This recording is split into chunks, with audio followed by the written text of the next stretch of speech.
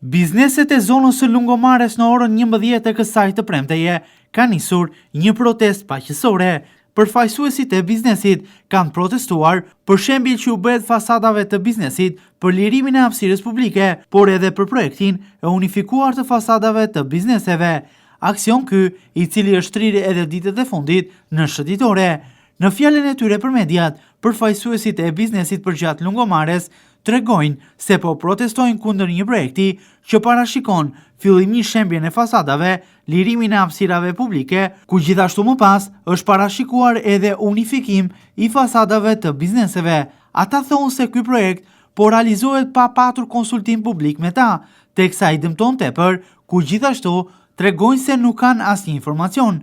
Kërkojnë që të kenë informacione se çfarë do të realizohet në vijimsi, pasi situata e biznesit të tyre vijon të mbetet e pasigurt. Problemi është që ne jemi disa biznese që cënohemi ekonomikisht nga një nisëm që është marrë nga IKMT-ja Vlorë.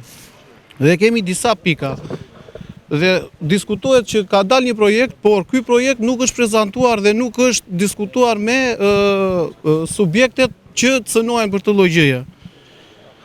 Dhe kemi nxjerr 4 pika kryesore dhe kemi shtuar edhe një pikë në fund të 5.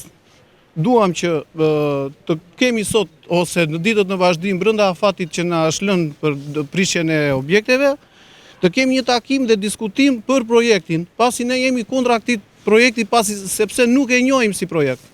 Pika e dytë është që kushtet klimaterike në Vlorë na kanë detyruar që të montojmë këto struktura të qëndrueshme dhe me xhama. E kemi provuar me çadra dhe i kemi hequr dhe kemi investuar përsëri me këto struktura. E dim se çfarë janë çadrat, na e ka marrë era dhe s'ka ndim ku kanë vajtur, plus janë dhe shumë të rrezikshme për njerëzit.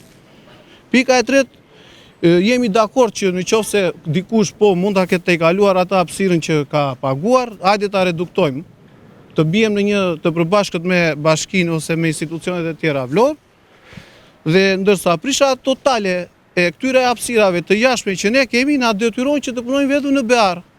Dhe i bie që tër periudhën e dimrit të jemi pa punë. Ne personalisht si biznes kemi 16 punonjës.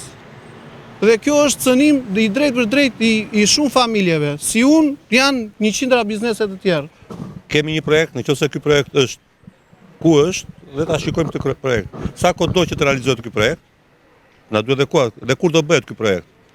Dhe e treta është kush do ta paguajë këtë projekt dhe si do paguhet nga ky projekt. Dhe gjithë këto investime që janë bërë, kush i paguan këto investime?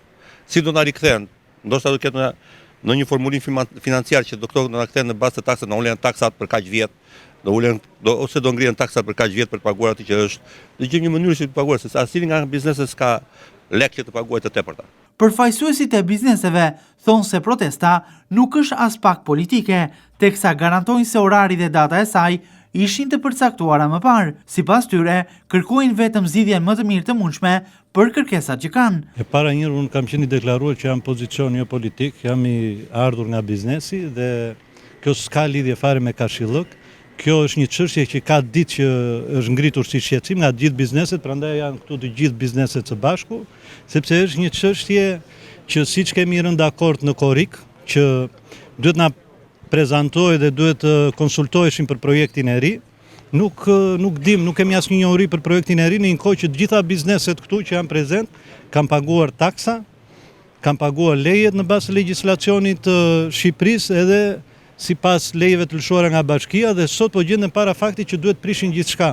Disa denoncojnë edhe faktin që projektet, shembjet në njësitë e biznesit realizohen përgjatë periudhave kohore kur biznesi punon më tepër.